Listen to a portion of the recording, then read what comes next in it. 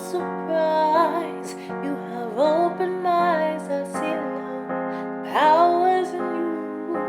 Such a beautiful view of the world. Healing is real. You recreate what you feel through your words. No hiding away. You mean what you say.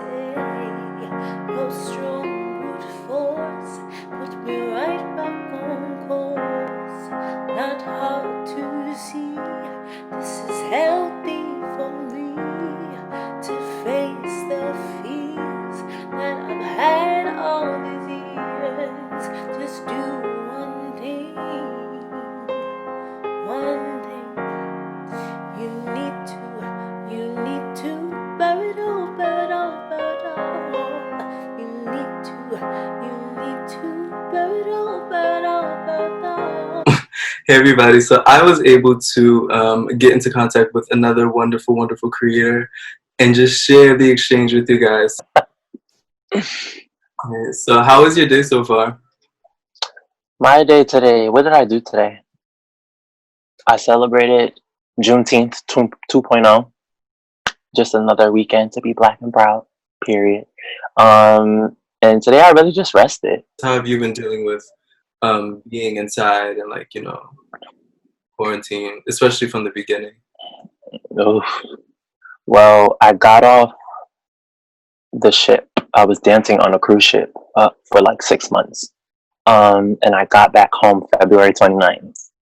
And I had a week back home off of the ocean because the ship life, mentally, it was destroying me.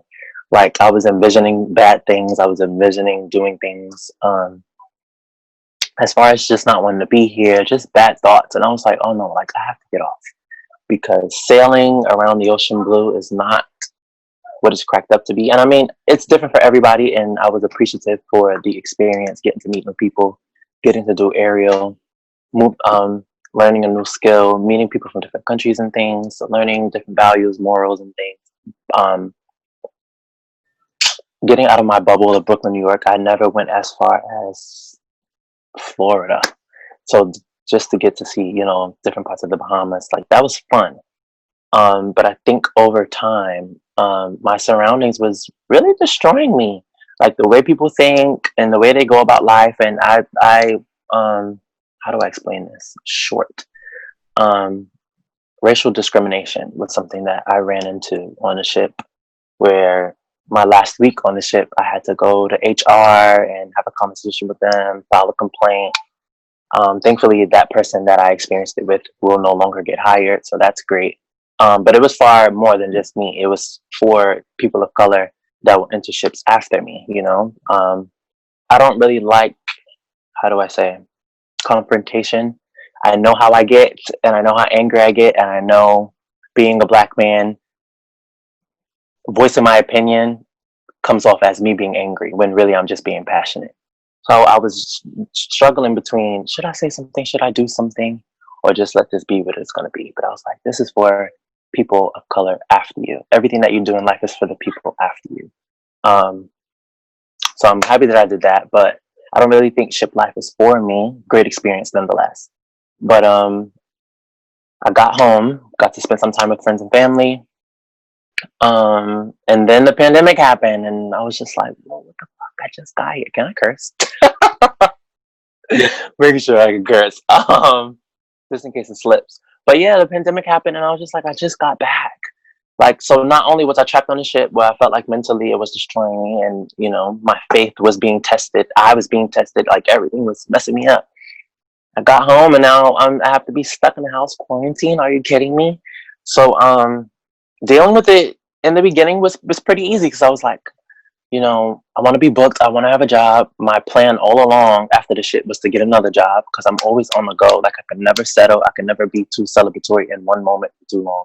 I think when I got the contract dancing on the ship, I was like, okay, well, 6 months, cool. What am I going to do after that?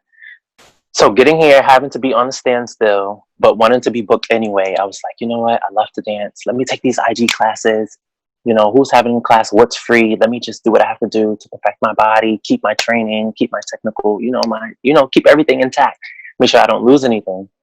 But after a month in, I was like, I'm over it. And I don't know if that was the devil, and I don't know, or I don't know if that was me just like, this is starting to become like a chore to me. Dance right now is no longer fun. Everybody's doing an IG class because they just want to do an IG class. And it's like, they're doing it and then they're posting on social media. So now I feel like every class that I take, I have to post it on social media. When really, one or two videos that I posted, I was not happy with because I kept doing it over and over and over again. Not because I was perfecting my craft, not because I was enjoying the choreography, but because I was perfecting it for the validation of social media, something that I've been speaking against for years now. I was like, oh no, no more classes because you're going against your moral values and everything that you've been preaching. That's a done deal.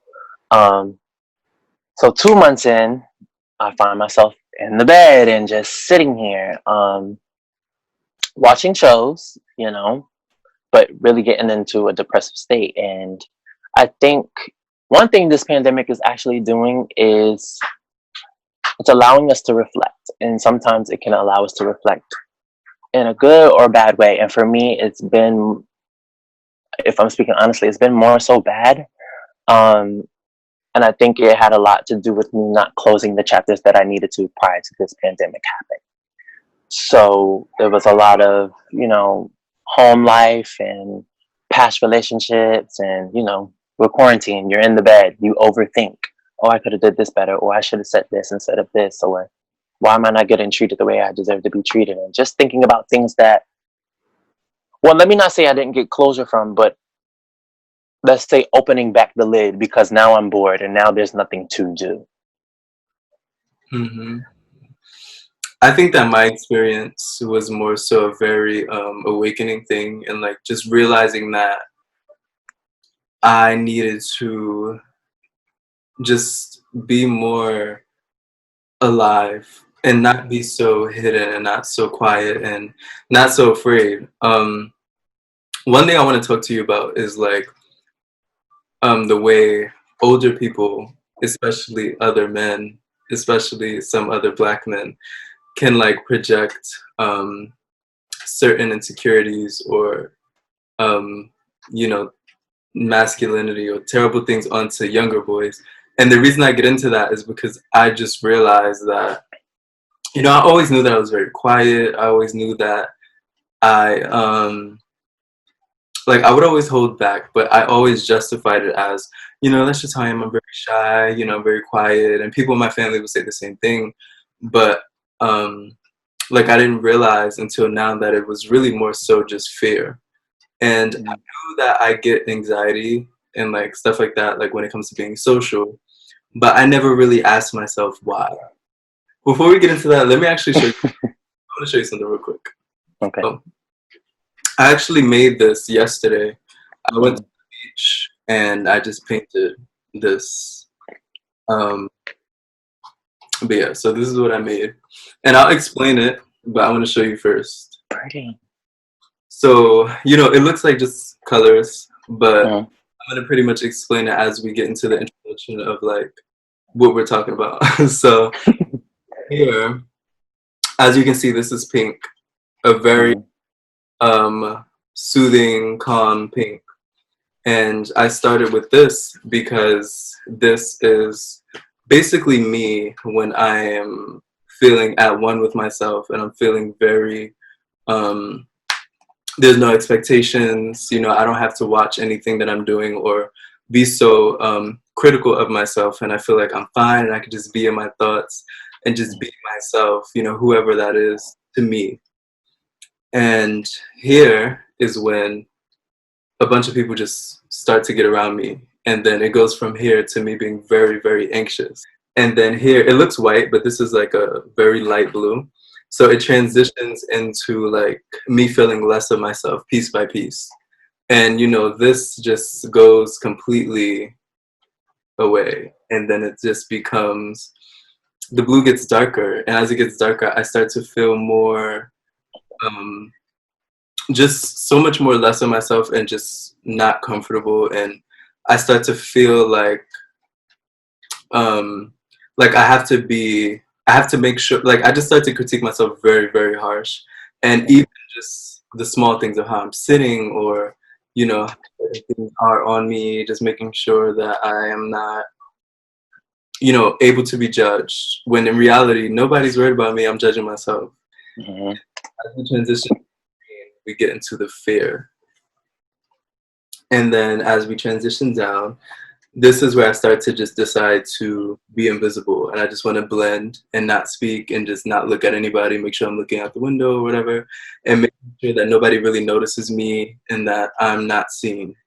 And then here is where the sadness and like the confusion and wondering why I feel so different and wondering why I feel like everybody's so much better. But yeah, and then I realized that this is just really like my high school experience.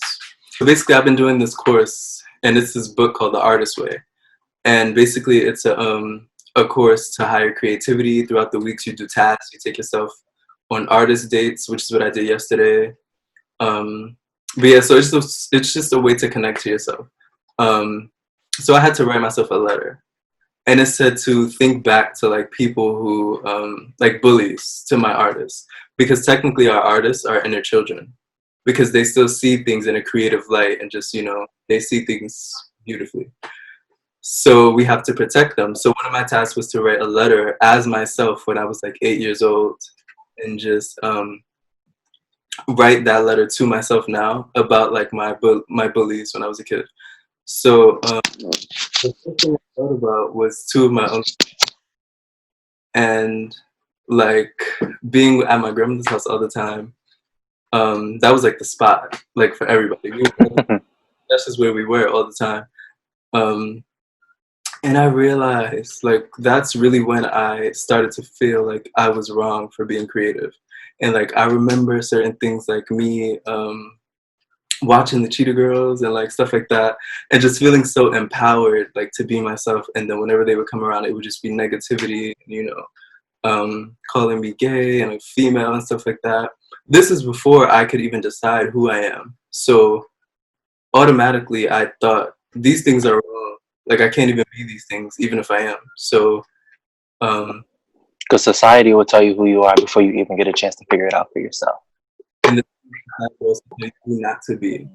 So that way when you do possibly figure out who you are, you're afraid to be that. So you just do a bunch of other things. And I just started to realize that it really just became me shutting down as the years went on. And then, middle school, I experienced it too with children and stuff like that. And it was hard. And I also reflected that pain and that fear onto other children who were being different, stuff like that. Which is why I think it's important to speak on what we're speaking on right now. My cat wants to get out. Sorry. Give your cat an interview. I'll bring him in because he's going to try to come back in. He just wants to go out and get water. But yes, so basically it just became me shutting down as time went on. And I remember, when I got to high school, I was like, I can't even, like, I can't do it. Like, I can't. Like, when I graduated middle school, I had one friend who was really close to me who was very supportive of who I am. And, like, I felt like I could be myself around her. But when I was like, no, like, I have to be something different. Like, I can't be myself. I can't. Because I fear that I'm going to be shut down and I'm going to be told that it's wrong. I'm going to be judged. And so, but the thing is, I wasn't really good at being something else. So it's like I would dress a certain way or look a certain way, but nothing would barely come out of my mouth because I didn't really know what to do or who to be. So, that's just what that was. And for so long, I just felt like I was just floating and I was robbed of opportunities to connect with certain people because I wasn't being myself. And, I just think that the importance of being a figure for smaller people is that we need to teach them, like, you have to be yourself. And the sad thing is, my mom has done that for me. But then it also becomes other people, like the men who are insecure and they use their masculinity as a way to feel better about themselves. So they tell me that I can't watch certain things or like certain things or do certain things.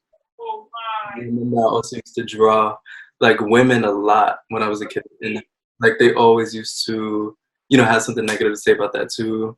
Just a bunch of things, and it's just so crazy now because now it's just like wow. Like I've been watching the Cheetah Girls a lot now. I've been listening to Hannah Montana, like just things that I used to listen Mm-hmm. to.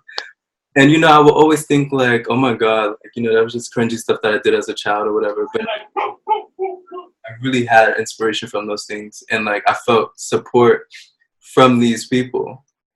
And listening to the music and watching the movies now, I'm like, nah, like they knew what they were doing. And it's people like the men who were telling me that I was wrong for getting inspiration from these things and love and support from these people and these artists and these stars, actors or what actresses. Like they were taking that away from me, and I could have lived my life allowing that to happen, but at a certain point, I realized that that's just not, you know, who I am, and I'm here to inspire people the way that they didn't inspire me. But I'm grateful because, you know, like I know, you know, I know. That's just that. But yeah, I know you have things to say about. That was beautiful. Oh. I've never really shared that publicly. What did I just say? You never shared it publicly. But I guess not. I never shared it publicly. I've shared it with like two people recently, because even like to this day, I haven't really gotten into everything with the people around me. Like even like people really close to me, like even Melisha, like me and her have been best. We've been close friends for like 7 years, and she's like the only one. We met in high school, but she's been like the only one who really has seen me as me before anyone else did. And like she's just now getting into more parts of me, but I guess she felt it already, you know. Mm. But yeah, that's just that. I know you have something in terms of like that whole situation, that whole issue. You know, if you would like to share some significant moments in your life like that, you could, or you could just talk about it overall. Either way, it's fine. Just being a black man and being vulnerable. Right? Exactly. Exactly. Yikes, that's deep. Let me sip water on that note. Give me a second.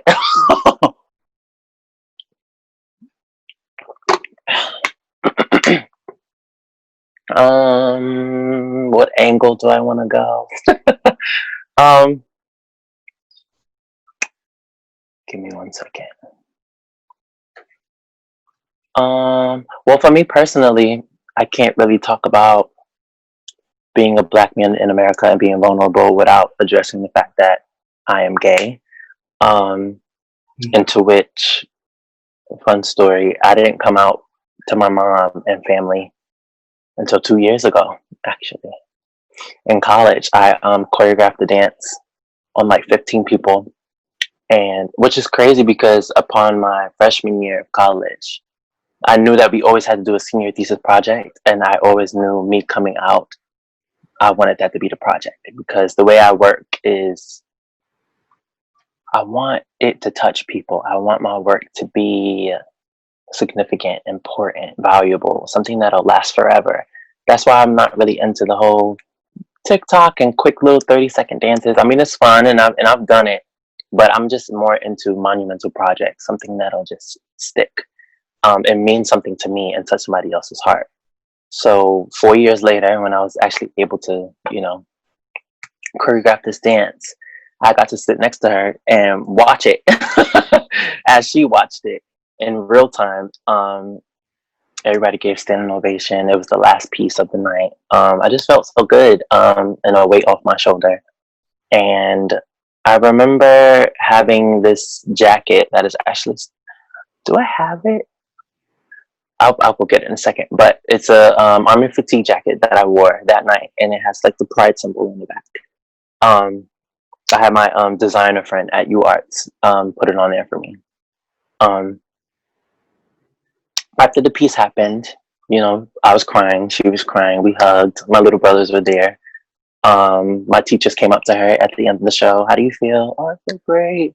And I'm just looking at her, and she's not very talkative, and neither am I.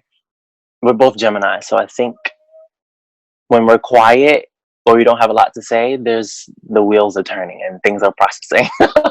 But we left the performance space. We took some pictures, and as we were walking, she was like, "Be careful with that jacket on." And I was just like, "Oh, okay." Um, and then she had to leave and drive my brothers home, and she let me know that she got home. Um, and it wasn't until 2 weeks after my very last performance in college where she came and saw the show. And we actually were able to go to the diner after and have a conversation. And I was just like, I felt a little weird. I came out to you that day, and I think the only thing I remember you saying was, "Be careful with the jacket on." She was like, "Yeah, yeah, yeah. You know, I was just thinking and everything was processing. I've always known that you were gay, and just me." Or I don't know if this is an everybody thing. "How did you know? How could you tell?" And she would like give me all the list of the things that I used to do when I was younger. I used to put T-shirts over my head pretending it was hair. The things that I would watch, my love for Beyonce, I guess. I don't know why that's a gay thing, but I guess that kind of stuff. She brought up a boy from high school who every time I would say his name, I would start smiling. Just things that she would notice. I guess a mother just always knows. Um, so I was just like, "Yeah, well, I'm glad that you've always known." And she was just like, "Yeah, I was just waiting for you to tell me. I didn't expect for it to be a dance or a project, but I'm happy that you told me." And I was just like, "Yeah, well, dance is my love language. It's the way in which that I communicate the things that I can't say with words. I put it in my art. That's just how it works." And I knew far beyond me coming out to you, people around school call me legend and, "Oh my God, you're a star, you're a star, you're a star, you're amazing." All throughout my life, like people say, "You're talented, you have a gift, you're so humble, you're amazing." Put me like on this pedestal. So I felt like, you know what? Some people use that pedestal to be bullied. Some people use that pedestal to feel themselves. Me, I've really taken that pedestal and wanted to change the mindset of my peers, to change the world, really. Um, if I could come out at the age of 20, nobody should be fearful of anything, honestly. Um, I really wish, since we're talking about being vulnerable, I really wish this was something that I felt comfortable enough to do a lot earlier. Um, I don't know if it had a lot to do with being gay or just being raised in a Black household. But for me personally, the things that were happening in my household, it was kind of like the mindset of what happens in this house stays in this house. So it was like, okay, well, when I leave this house, who do I talk to? What friend do I have? If I had counseling, if they ask me a question, what kind of direction can I go? Without outing myself or without outing my household, or what's right, what's wrong. Um, which is why now it's crazy, 23 years later, why mental health is so important. But back then it was kind of like, case closed. My mom said what she said. Can't talk about certain things. Let it be what it's going to be. And I think that's hindered me from being a better person today, because none of us are perfect. But I think not being our true selves in the beginning, not being able to take mental health serious in the beginning, growing up, having social media and having, what's the word for it? Hyper masculinity? Is that right? I believe so. Okay, that thing is just very strong. I went to a party yesterday. Um, Not a party, but like a small cookout, and the DJ was like, "If any of the guys here say suck, then none of us are sharing the weed tonight." And it's kind of just like, bro, it's a song. Like, you're so pressed about men saying the word suck that's interfering with what you got going on. Like, you're that insecure about yourself. And I've been seeing on Facebook, um, "Be careful, boys, how you eat a hot dog," and the Ayo challenge in New York.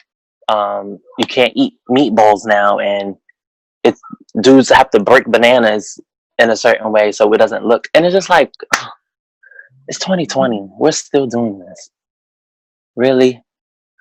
Um, so not being able to be vulnerable, um, it's right there. Hmm. Not being able to be vulnerable. Um, I was raised by all women. My dad was in and out of my life. Um, until there was a point in time where I was just like, I just want you out. You're not doing what you have to do for me. But when he was around, it was kind of just like, boys don't cry and man up, just like the language that was being said to me. So when I'm all over the place, but I think you'll be okay. When I was at the diner with my mom, she was like, you used to wear shirts over your head, and there were things that I've noticed. I'm trying to piece together, how did I go from doing that to then being in the closet? I think back then I never knew who I was. I just knew that I was different and that I liked boys. And I'm a firm believer that we are born this way. This is not a choice. Nobody chooses this life. Um, how did I go from that, wearing her heels, being obsessed with hair, dressing up, characters on game on the internet, to being in the closet? And I think that has a lot to do with the language, social media, your surroundings. I think I can't even recall the first time that I heard the F word, but I know how impactful it is to be called that. So I got girlfriends at the time, and it was like, this isn't really what I want. I kind of want to be you. Not a girl per se, but in that position of, just having a boyfriend. Like, I want your luxury right now, but I'm only doing this so people leave me alone. Why do you talk like that? Why do you dress like that? Why do you act like that? Why do you like to dance all the time? Why do you like Beyonce so much? It's like, ugh. Okay, now to shut you up, I'm going to follow the norm, which sucks. But I think it's made me stronger today to use my voice, and it's made me, I don't know, everything in life happens for a reason, honestly. Um, and it's crazy being out and being in Brooklyn, New York, and still trying to, I don't want to say play the part, but kind of like code switch. Like, I'm not about to pop my tongue down a block in the projects. Like, that's just not a thing. I'm not. Say that again. I said there's still things, due to that instinct of fear that we still have implanted. There's still like things that we are not comfortable doing. Exactly. Or even like, I was out of the closet at one point, and the one and only boyfriend that I've ever had, he was in the closet, but we would hold hands. But it was kind of like, I'm out. People know who I am, but this is uncomfortable. Just things like that. It was so weird to me. But I think the pivotal moment in my life was coming out to my mom, and it made me a lot more comfortable in my skin. But now that I'm thinking, 2 years later after coming out, everybody knows who I am. I have no problem, putting the rainbow flag emoji in my bio like I used to, or talking about certain things, or shying away from talking about boys, or staring at boys a lot longer than, normal. Like, those things don't bother me.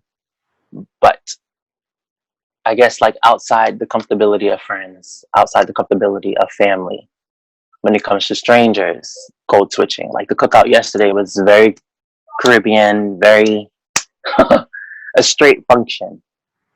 Okay, well, I would cross my legs right now, but that might be too much. Or maybe I should wait till I get a little bit more lit, and then I'll feel comfortable crossing my legs. Or who's watching me? What are they saying? What are they thinking? Do I care? No, but also, I kind of do care, because are they about to ask me questions? Are they about to just mess with me?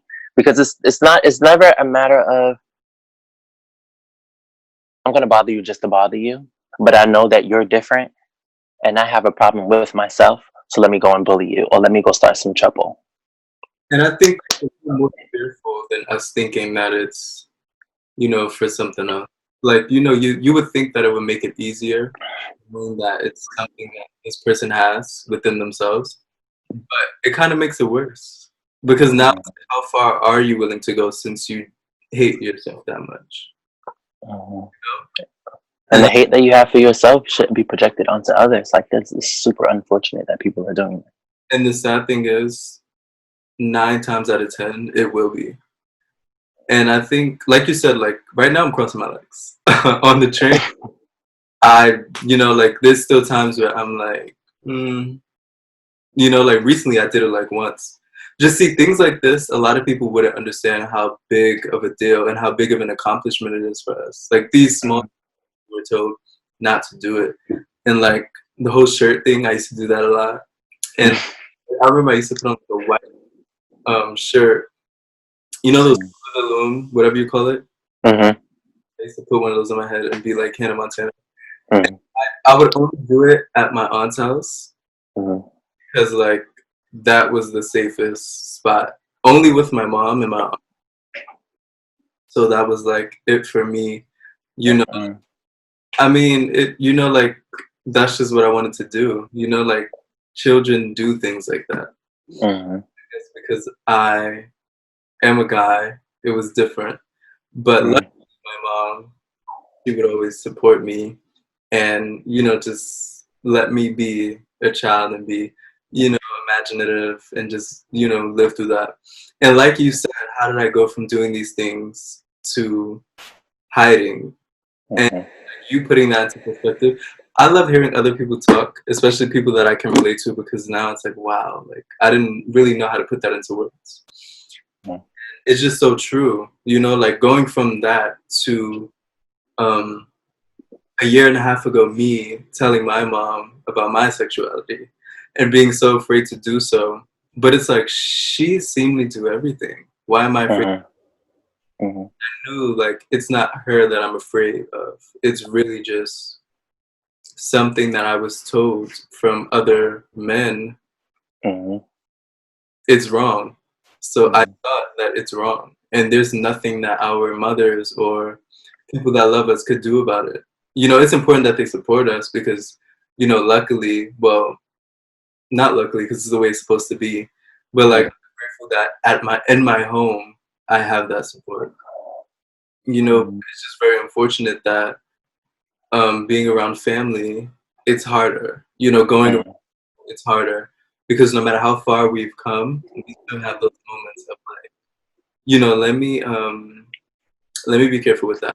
And I could only imagine how women feel when not do certain things, and being little girls and being taught not to do certain things because of men, and men who don't have respect for women and don't appreciate women.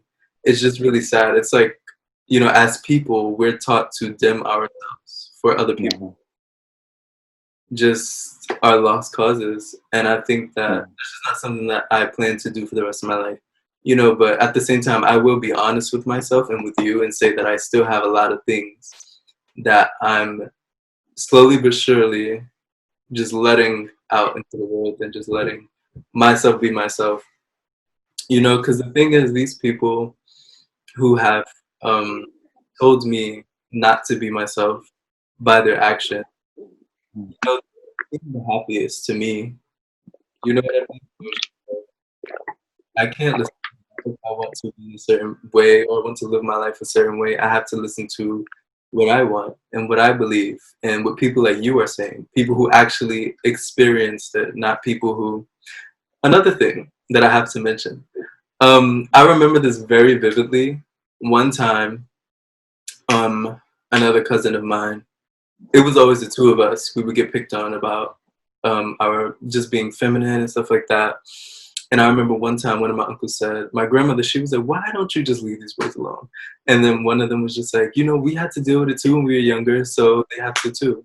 And I like that's the worst thing that I could have ever been told or heard. Like I would very much rather him have called me a faggot in that moment or said that he hated me. Because like you justifying that by saying you went through that, that just means that you are leading more toxicity and you're causing more damage down the line through generations. Because now, let's say I never caught on and I just kept on living, I could have been a very different person right now. And, I could have just carried that into my children's lives and, being with a woman and being unhappy. Like, I could have done all of that. You know what I mean?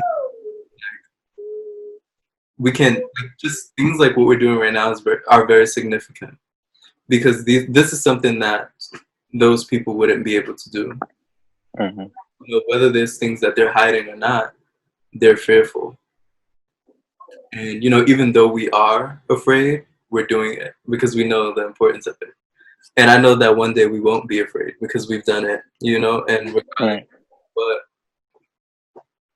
I do wish this was something that, could have happened so many years ago. Like, and it just sucks that being a part of the LGBTQ plus community is something that, oh, I accept you for who you are. I accept it. It's kind of like, why can't it just be yeah, a thing, the norm? Like, I don't have to accept you for being straight.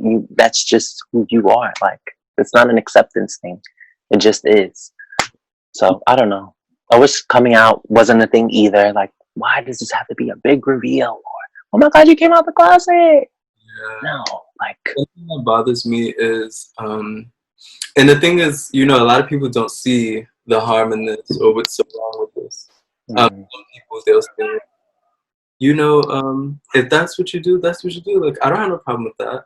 But, you know, it just sounds like it's something wrong, but you choose not to criticize them for it because you just aren't going to criticize them. You know, and it's just so. I've heard that from a few people. I've heard that from some good friends. I've heard it, and it's usually women, and I've noticed that it's usually girls who have fathers who are very, very critical and sorry. I'm like tripping over my words. I didn't mean to say transphobic, but it ties into that. You get what I'm trying to say. Homophobic. Yeah. So yeah, like pretty much just it's like, you know, I can't really blame them, but I can because we're old enough. But it's like I understand that you love me, but I think that you thought something. It's just it's always important to be like you said. Everything that we do is for the people after us. mm-hmm. That's just really what it boils down to. That's very smart. That's very true. Nothing else I need to add to that. I feel like I'm done. Like I really do. But you know, I just really appreciate this conversation. I've never gotten into it that deep with somebody because you know you actually get it. So it's like we can talk about this. We can sit and talk this period, you know, and actually and know why what we're doing right now is very important. Super important. And I know it's not done, but overall, just thankful for this opportunity to get to talk. I think, which is so crazy, I was talking to my best friend, who's also a Black gay man in America. Not something similar, but just having a conversation about the arts and just about life in general. And I was just like, I'm very appreciative for moments like that, for moments like this, the one that we're having, where people can take me serious. I don't think people don't take me serious, but I think they see me as Tiki's a great laugh, or Tiki's about to post a bomb dance video, or Tiki's going to the club, I'm going to get a good laugh, and close friends list, and oh my God, you're so much fun, that they fail to realize that I'm very complex. I'm not one-sided. I'm not black and white. Like, there's so much more to me, so much more conversations that have to be had. And I don't know if that's how they're seeing me or what they're trying to deflect from when seeing me. Like, if I go on Tiki's page, I'm going to laugh where I get to see some great art. And I don't really have to think about my own life or talk about the things that I really want to talk about. I don't know if it's that, or given how I perceive him to be, I don't want to get that deep because maybe he just doesn't know so much. Maybe he's not that smart enough to give me the right words, or I don't know what it is. So overall, I'm just very thankful for this experience to get in the chat about some real life stuff. And it doesn't have to be deep all the time. Like, yes, we can have a good time. Let's go party. Let's have game night. Let's drink some wine. Let's watch movies. But also, let's be present. Also, we don't always have to escape because we can't escape. It's very, we're in the moment right now. So these conversations are important. That's what I was saying. Absolutely. There was something you said that I also wanted to like pick up on, but you just said so much that I was like trying to hold on to it, but I think I lost it. Sorry. Everything is good. Everything's really good. Okay, if I remember, I'll get back to you about it. But another thing that I want to address, something that we were speaking about a little earlier. So you are actually, I don't know, like the first African American, African American male cheerleader for the Philadelphia Eagles. Mm-hmm. How do you feel about that? Oh, geez. I've gotten this question so many times. I have no idea how to answer it because I think when you say, Tiki, you're the first, it's like, oh, yeah, like, I wouldn't say it's normal, but it's kind of, I don't know. I don't think it'll hit me until I hit the field. And I think even when I hit the field, I don't even think it'll hit me. It wasn't something that I came to realize until they announced it. Because it wasn't something that they said. It was kind of just like, wait a minute. Now I'm looking at the team. There's some black girls, and there's one Caucasian boy. And the one that joined the team, he's also Caucasian. So it's 3 boys in total, but I'm the only black one. Holy shit, I'm the first. So so much gratitude. I feel so like I'm smiling. Like I don't know, it's unreal. And that's the word that I've been using in all of these interviews. To all of my friends when they ask me. I think when they say it, I just like laugh it off. I'm just like, okay, guys, I can let it go. Talking about myself and being my best advocate, I don't know, you probably can't even tell. It's super, super hard. Talking about, you know what I've come to realize? Saying positive things about myself or being celebratory when it comes to me is super hard to talk about, but I can tell you all the things that I'm angry about. I can tell you all of the things that I dislike about myself. I can tell you all my insecurities easily, which is something that I'm trying to work on. When people talk highly of you, somebody told me this, like when somebody speaks highly of you, allow them to do that. I always feel like getting compliments or somebody saying something nice about me kind of makes me, oh no, like you're beautiful. Oh no, like you're talented. And it's kind of like, no, sit in that, allow them to celebrate you. That's always been super hard for me. But being a black gay man in America and being the first of the Philadelphia Eagles, a cheerleader at that, major. But also, even though it's something that I'm excited about and it's something that I'm proud about, I'm on the fence because it's kind of like it's 2020. The first black of anything, it kind of worries me, and it's kind of like why now? But also like trying not to question God and why you're in the positions that you're in. So just being grateful, being blessed for that opportunity. I know growing up, I knew I always wanted to dance. So if that meant dancing in grocery stores, dancing in classrooms where I wasn't supposed to, I was going to do that. I just knew that this is something that I had a love and a passion for that I couldn't stop doing. Being born and raised in Brooklyn, New York, not having the tools or necessary, connections to get into summer intensives where things cost money. I couldn't afford it. So after school programs or doing the Alvin Ailey dance camp that was free, I did it for 2 years. So my career overall has been a struggle. But it never really felt that way. It always felt like this is my purpose. This is something that I'm supposed to be doing. However, in which way that you can do it, do it. So now being in this position where I have gotten the noise, where I have gotten my BFA in dance in the top 5 dance school in the country, to then go touring on a cruise ship straight after school, to now a year later being the first African American cheerleader male is huge to me, and it makes all the sacrifices that my mom had to make and the hurdles that I had to jump over just being in the skin that I'm in, period, because being black is already a crutch. But not complaining about it and just taking it for what it is and just saying, you know what, you see me as this, but this is what's going to happen. My circumstances, where I live, the skin that I'm in, that's not going to define my future for me or for the people that'll come up after me.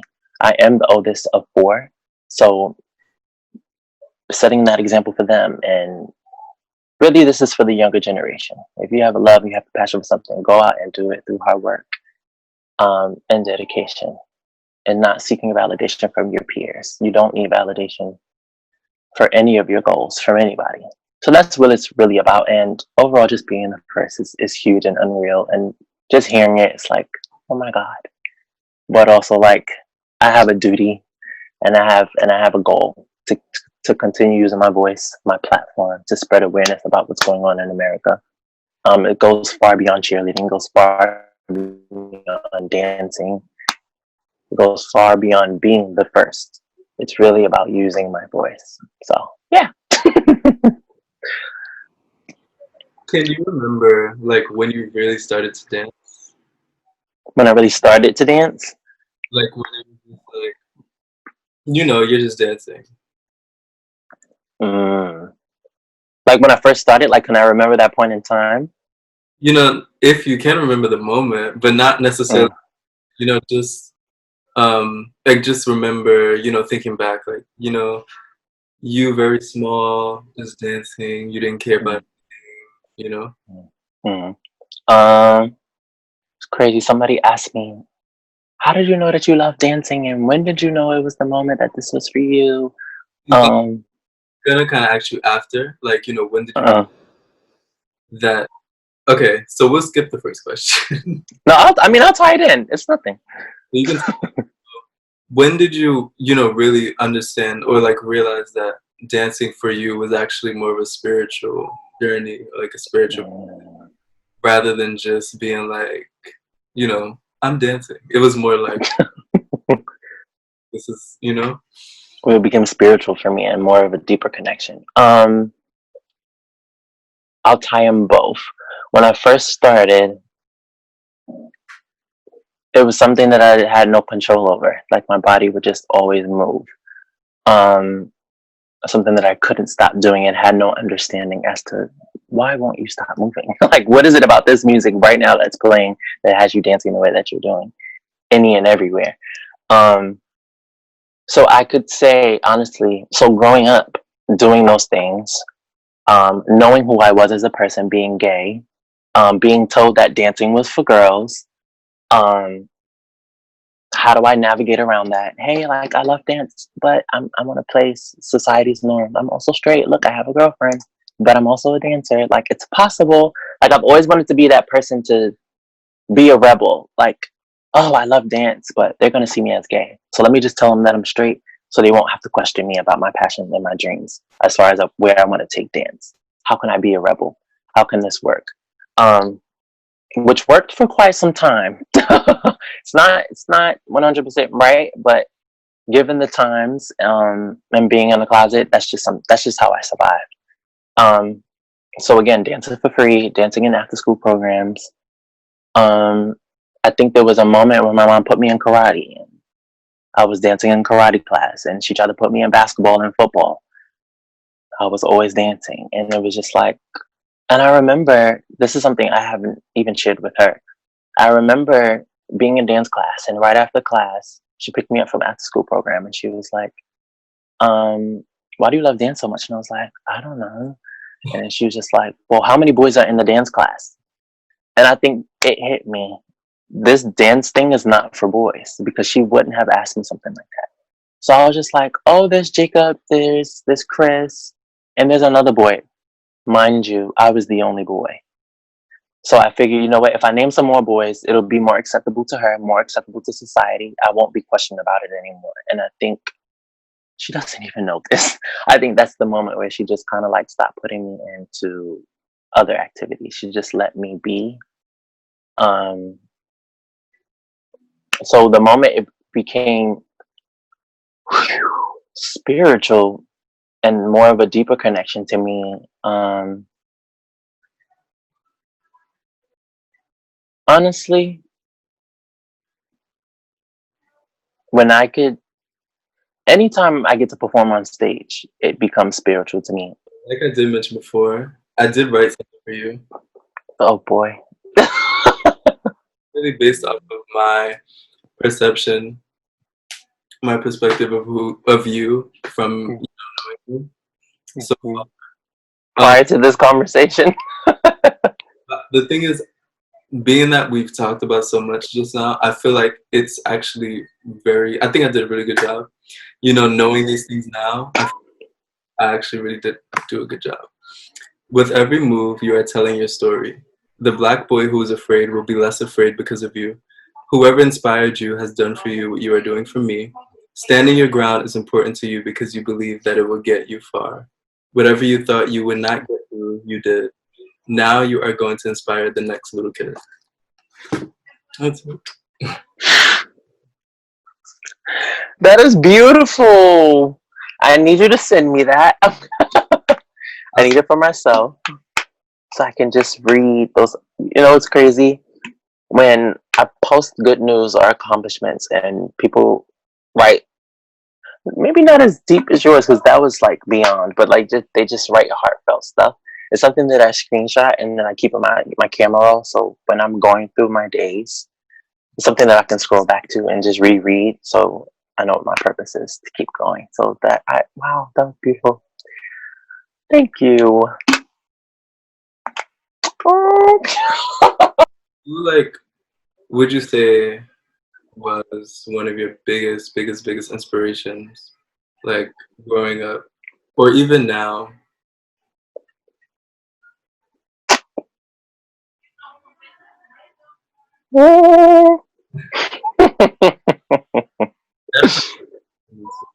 You said what? I said that is a kind of a hard question for me, but I think that it was always a hard question because I didn't want to admit who my biggest inspirations really were. But now I can openly say it. But As far as art, yeah, or honestly anything, like just who really has that impact on you, so you can, who helps you feel like no, what you're doing is right, like you're doing the right thing. um, It doesn't have to so, be physically no. okay, that's true too. um, so growing up, no role models, nobody I was inspired by. And I think that came a lot with being in the closet. Um, which in my head, everybody was in the damn closet. Like, who in my media and who in the dance world was out openly? I had no idea. I knew of Alvin Ailey and his way of passing, and people saying that he was gay, but it was kind of like, okay, well, who's alive that's taking strides that I can look up to and research? Like, I felt like nobody was giving me the books and the research and names to look up. I was always, I wouldn't say that I was surrounded by a bunch of gay people, but I was dancing in a group back at home with people that I knew were gay and that were like me, but I was younger. So what is being gay? What does that even mean? Is it wrong or is it right? I see that you guys are living your lives, but are y'all in the closet? Like, no, none of them were having conversations with me. I don't know if they thought I was too young, 10, 11. Um, which we have to get out of the habit of feeling like, oh, like you're too young, like you wouldn't understand. We'll talk about this when you're older. Then we get older, you guys still don't want to have these meaningful conversations. That's a whole nother topic. Um, so no role models, nobody to be inspired by, as far as my art or even just the way of life. Um, growing up now, I'd say my mom, which is probably cliche, but honestly her, because she was raising me on her own. She worked 2 jobs. My dad wasn't doing what he had to do. Um, and she just really showed me what independence and hard work can do. Like you don't need a man. Um, if you want something, you go and get it. If somebody says they're going to do something for you, don't be dependent on that idea. Make sure you can go out and get it yourself. Um, independence overall. Um, and I'd say my brother, my best friend, Jelani, that's his name. He's really inspired me. He was the first gay friend that I've ever had, honestly. And it wasn't until I got to college. Um, his bravery and his willingness to be himself 100% of the time has really started to bring me out of my shell. I know being around him there's nothing that there's nothing to be afraid of. I don't even think I admitted this to him. You see what this interview is doing? But yeah, him definitely. And just overall, my surroundings inspired me. I don't let everybody into my bubble. I don't talk to everybody the way that I'm talking to you. So that I'd honestly say that you inspire me, because you're creating a project now where you're bringing artists together to talk about their stories and really highlighting how important they are and how important we are. So any and everybody that I come into contact with that stays consistent, you inspire me. And I think it says a lot about you, who you keep in your circle, who you keep in your space, who you allow in to, take from your energy. So yeah, so many on the list, but I'd say everybody that I've interacted with that is still around, in which they would know who they are, they inspire me. Yeah. I'm gonna show you my biggest inspiration. I'll be back. Okay. Dun dun dun. So down since I put it up. I don't know if you know who they are, but Little Mix is my biggest inspiration. Oh goodness, they're amazing performers. And when they actually shot their first music video, Leanne was pulled aside by the person they were working with, and he said, "Okay, so you're the black girl in the group. That means you have to work 10 times harder." And like, imagine being 19 and being put into a group. You're living your dream. You just won the X Factor, and now you're shooting your first music video. You're excited, and then someone pulls you aside. Someone older than you pulls you aside and tells you that, and now you're scared. I think I could say Zachary Campbell as well. Oh, stan him. Because he is very, very out there and very open about who he is and what he loves to do. And just seeing him put out these visuals to covers to songs now, I could just see him my age, or even way younger, performing in his bedroom when no one is around, and now he's putting these things out for the world to see. That's just like, I can't imagine myself doing that right now. But at some point, I want to be able. With all the young people younger than us who have Instagram or like social media in general, they should see things like this rather than being influenced to be something that they're not. And it's just so easy to be.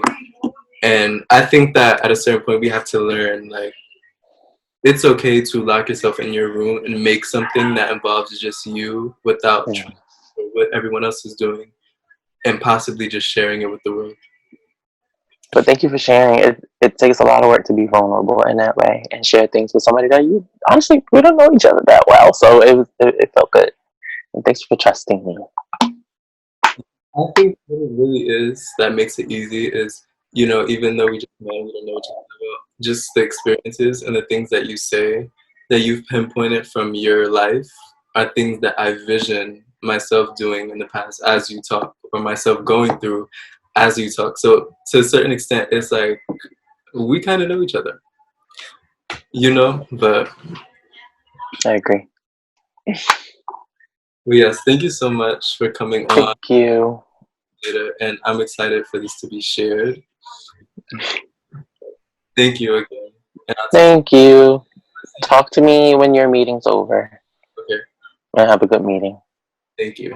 Of course. Bye. Bear it all for me. Get naked for the world to see. Write a song in company. So many days be wild and free. Go ahead, baby, do it proud. Let your hair down, sing it loud. Never stop at the world.